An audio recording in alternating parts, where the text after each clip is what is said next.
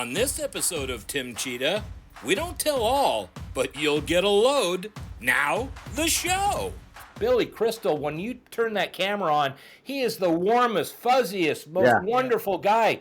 That camera goes off, and he's a miserable son of a bitch. He was a director in that movie 61, and I was in that. When I had a couple experiences, like here's one. They're playing Pepper in the outfield, and there's absolutely nobody around them, and the ball gets by the guy he's playing Pepper with. I said, Billy, can I get a quick picture with you while we got, and he goes, no. And I just stopped in my tracks, and I went, really? I thought he was kidding. And he goes, no. And I just went and then, so now fast forward about a week goes by, and all of a sudden I come back on the set on a Friday, and everybody's got their cameras out, everybody's talking, having conversations. I said, well, what's up? Are we having a party? I literally said that. So they went, no, Billy had to go MC a thing in New York, a roast. He says, so now he wasn't, the whole tension on the set was gone, and all the stories started coming out. Yeah. And I went, oh my God, I had no idea before that happened. But so some people, they give off, what they are isn't really what they are. Well, especially actors, because they have their, they have their real life and they have their stage life. Jim Carrey, I think, is probably the worst. I hear stories that's what they say. He wouldn't even let you make eye contact with them. Along those lines, all the years, and please don't take this like I'm big leaguing you, but flying first class for all those years, a lot of times you sit next to some famous people. And one time I sat next to Alicia Keys on a flight from LA to New York, 5+ hours, 6 hours, 5 actually, because it's faster going back east. And I sat down and I just saw her, and I said, first of all, I'm a huge fan. I know who you are. I'm not going to bother you all day. I'm not going to bend your ear.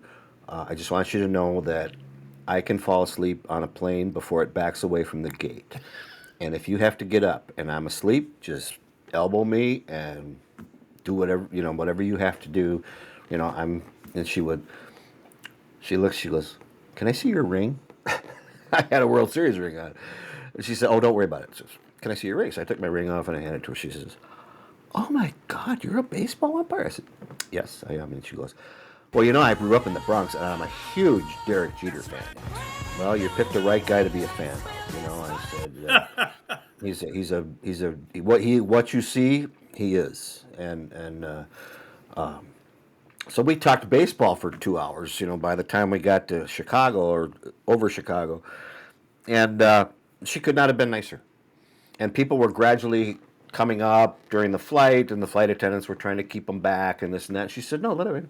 And then she would say, okay, I'm going to eat, so can you hold him but when I'm done, she could not have been nicer to everyone on that flight.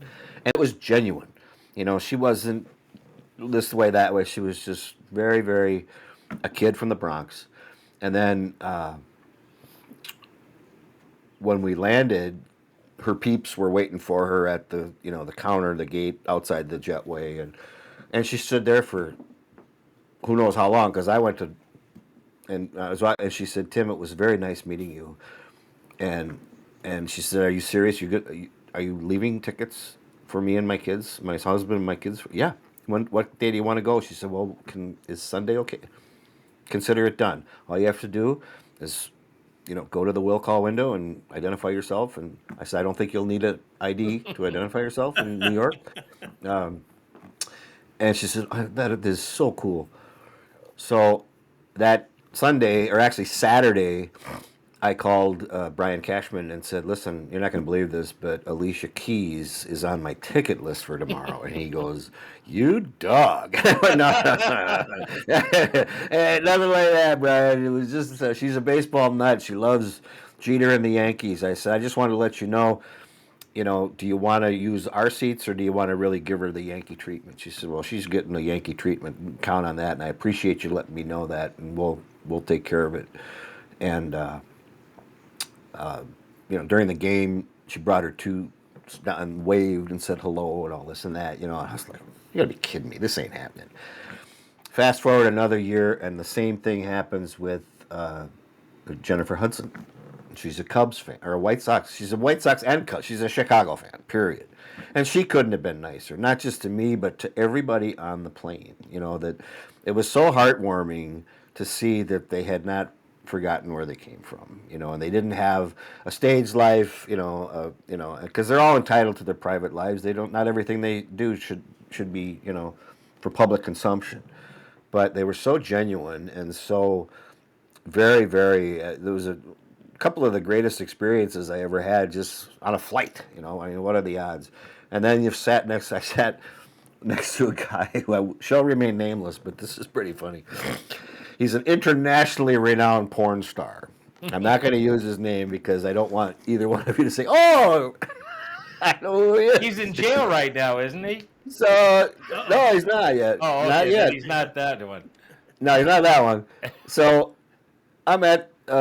We lived in Turtle Lake, Wisconsin, and I was at the bar with my family and another couple, 2 or 3 other couples were there, and I had mentioned the fact that I sat next to so and so on this flight last week going from Anaheim to San Francisco, and all 3 wives looked at me and they went, "You sat next to." They knew who he was. The husbands didn't even know who he was, but the wives did.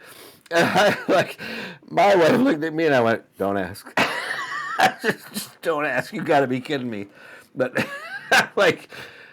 just when you think you got it figured out. Well, Mike, you must. I mean, I've been a presenter in the winner's circle.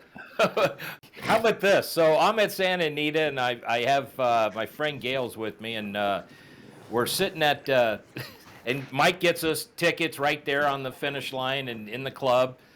And he comes up to me and he says, "Hey, in the 7th inning, what was the Stakes Award?" It was like the Cecil B. DeMille Award or something. It's a trophy presentation. Yeah, but what was it? It was for cinema. I can't remember the steakhouse. Something in cinema. So he says, because of the connection, so I'm going to have you in the winner's circle presenting the Stakes Trophy. I went, "Oh, awesome, So I went down there. He goes, "Oh, also," he says, "you don't mind yelling dodgeball for the crowd a couple times."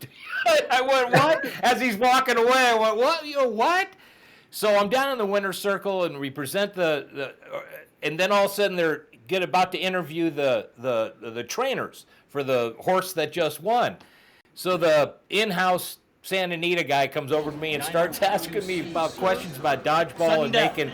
So I hear them turning up the volume in the stadium. He says, "Okay, give us what we all want to hear." He says, "Give us a dodgeball." Dodgeball! And I dodgeball, and I hear it echoing through the stadium with this little roar that came afterwards. It was just the coolest experience. But well, it was the visual too, Tim. I mean, he's on camera, they get tight on him, and it's like he did in the movie, dodgeball. And Yeah. and it just rained free throughout dinners, free dinners, drinks nationwide off of that. Way to Right. go. Hey, you Right. should, Mike. You got to watch the episode with Kurt Schilling because Al had said, "I don't know if you know this, but a dodgeball," and Kurt went, "That's where I recognize you from." He goes, Oh my God! Yes, that's it. That's it. You called the foul to send it into overtime. Foot line infraction. Yep. Yeah. Hey, but my whole point is, Mike, you've come across a million. I mean, I know that you've had a lot of Lakers and sports celebrities, and Yeah. so you must have had just one right after another at Santa Anita or A Hollywood lot of Park. people, but it's just been amazing over the years, the number of people, and a particularly nice guy that I met. He's gone now. You guys remember a filly, a mare by the name of Zenyatta? She was 19 for 19, and her very last race was at Churchill Downs in the Breeders' Cup Classic, 2010, and she got beat a half ahead, in a thrilling stretch. Her deal was come from dead last behind. Well, anyway, the guy that owned her was a guy named Jerry Moss. He was the M in the old A&M records. Herb Alpert, Jerry Moss. Wow. Hello. They were best buds growing up in the Bronx. Came out here to L.A. and hit it huge. The Carpenters, the Police, Joe Cocker, one act after another. Conchi's in the Rock and Roll Hall of Fame, but really one of the genuinely most nice guys. He would call me occasionally, and he had no airs about him, you know. And I would say most of the people through horse racing that I met, they were very, very nice. There was no phoniness, no pretension. So it's an incredible game. I hate to say it. Out here in California, we're circling the drain. Things are very, very nice. I wish you the best. You know, it's so heartwarming when you experience that. One day, back in the day, we used to play golf on the road a lot, but that's when games were 2:35, and you had time to play on the day of a game. You get out early, get back by 12:30. If you're tired, take a nap, and beats going to the mall or going to a movie every day. And one day we're playing in Oakland, and there were just three of us played that day, and we were at Round Hill Country Club, which is where Billy Martin lived, and the three of us are ready to tee off, and all of a sudden the pro yells out, "Hey, I got one more. I'm gonna put him with you." Okay, and there's an older guy, and I had the cart by myself. The other two were riding alone, so. And the two guys, my two partners, are looking at me going, you get the old guy, way to go, way to go. So the guy jumps in, and we just, how do you do? Nice to meet you. And we play the first hole, and we start talking. So then he asks me very politely, he says, do you live on the course? Are you a member here? I said, no, we're guests. We're in town on business. And he goes, oh, nice. He goes, what kind of business are you in? And we... if people ask you the right way, you never mind talking about it, but you can tell. You can tell where they're going to go with it. If they're going to beat you to death over baseball, I'd say, I'm in town. I'm in sales. You just kind of. We're cattlemen. Yeah, exactly. We're cattlemen. Yeah, we're cattlemen. So I said, actually, we're in town umpiring the A's series. And he goes, "Oh, you're a baseball umpire. Oh, that is really cool. I'll bet you really like that." I said, "Yeah, I do." I said, "How about you? Do you live on?" He said, No, I'm in town as well." I said, "Well, you still working?" He says, "Yeah." I said, "What do you do?" He said, "Well, I'm in retail." Oh, okay. What kind of retail? I said, and he goes, "Well, I own some stores around the country." I said, it's Sam Walton. Wow. I'm riding and playing golf with Sam Walton. Retail. For those of you who don't know or are tuning in for the first time, that would be Sam's Club or Walmart. Yeah. I'm riding and playing with him. And the same thing. Most humble, kind, friendly, just like, it makes you believe in humanity when you go through stuff like that with somebody. Yeah. You meet a good, decent person. Or you did Texas League way back when. I'm at the pool. I think it was Amarillo, maybe El Paso, and guy next to me, I don't know, asked me for something. Can you hand me that, whatever? And I said, okay. And then we started talking for some reason, and I'm thinking to myself, God, this guy looks familiar, but turns out to be Chuck Norris, and he was there filming a movie. Mm-hmm. And wow. He says, I can't come to the game. He says, because I'm going to be working. He says, but I got some guys on the crew that would love to. Can you say? So we left him like 10 tickets, to come to like an Amarillo game. But that's one of those. And then, fast forward 100 years later, he's in Dodgeball. I didn't see him again during that the filming, but it was just ironic, and that would have been really cool if you'd have seen him. Yeah, and told him about, we actually met in El Paso, 50 years ago or whatever. People like that tend to remember that too. Go, oh, you're the guy we were at the pool. It's right. just, well, especially the umpire thing, that always makes them remember. Yeah, and we always offer tickets. So that's another thing. Yeah, it's kind of a 180 opposite of that. Tim, you remember Rory Marcus? He was a play-by-play guy with the Angels. Yes. He was there when they won the World Series. Yep. I worked that World Series. Oh, really? His called, Erstad makes the catch. The Anaheim Angels are the champions. Well, I met Rory in the Coast League. He was a play-by-play guy with the Salt Lake City Club.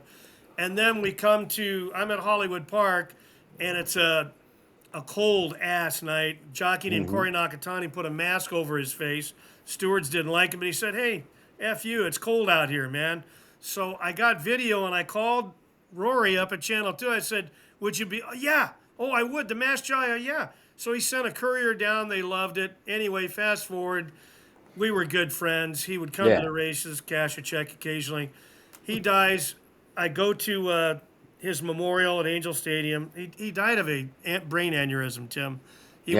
Rory was 52 years old, I believe. Tragic. Great guy. And so one of the people that spoke and he actually performed was Johnny Rivers, the secret agent man guy. I love Johnny Rivers, and my generation doesn't even know who he is. Unbelievable talent. Well, I had no idea he and Rory were very good friends. And so he performed a song and then he spoke. And he said, I just have to say this, and it's getting to the opposite of what we're talking about, good people. He says, a great human being like Rory, this happens to him, and there's so many assholes out there that it could happen to, and it doesn't. I've never heard anything like that in a service, but he spoke from the heart. Exactly. And, there's obviously a lot of truth to it. He fit right in there because the Angels, throughout my years when the Autries owned them, the town, the ballpark, everything about them was so umpire friendly. I know. Mr. Autry would come down and say hello, and then after he died, she would come down and say hello, Jackie, and the broadcasters were, with Physiak was there, and Hudler, the wonder Hudler was there, and then David Courtney, the PA guy, Great guy. Very, very good guy. Funny story with Courtney was. I was instructing at the first ever Compton umpire camp, MLB camp in Long Beach, at Compton actually. And one night we went to a minor league hockey game, the Long Beach, whatever team they have. And Sharks, I think they were. He was the PA guy for them too, and David Courtney was the guy from Anaheim Stadium. And all of a sudden, I'm looking across the rink, and there's a guy over there, and he's waving at me. That's David Courtney, because he used to put in our locker room, he had a picture of his spot in the press box and him waving, just him. And he put it in our room so we knew where he was if we had to give a change. We'd put so-and-so coming in, and he would always, acknowledge that he knew the change because in all sports the public address announcer is a game official. They work in coordinates with us along with timekeepers and everything else. And David, at the end of the hockey game, he goes the finals and gives all the stats and stuff, and then he goes, "Thank you for coming to whatever the name of the arena was." And he goes, "And Tim Tschida, good night." And all the students were looking at me what? I don't want to go into it. That's amazing. That's fantastic. But yeah, the whole scene with the Angels in those years was a great spot for us to go. And then with the ownership change and Disney taking over, everything became very corporate. And then the fortunate thing there was Jackie Autry then. Actually, when they combined the leagues to MLB, I no longer worked exclusively for the American League. Jackie Autry was actually the president of the American League, and although ejections and everything else, reports and stuff went through the commissioner's office, there was no longer. But during a World Series, we were traveling from Anaheim to San Francisco on the day off, first day off, and some of the guys got on the plane, and a couple, it's a day off, no big deal, ordered Bloody Marys, and I've never drank on a flight, ever, because you never know who's on that flight, for starters, and secondly, and more importantly, I don't like how I feel after I get off a plane. If I've had a couple drinks at 35,000 feet, I just don't like how I feel. I don't want to waste the day, and I've never been a guy that would drink a cocktail during the day anyway. Before, after being in baseball, and now that I'm retired, and I've never been a happy hour guy. It's always been later at night when I was close to my bed.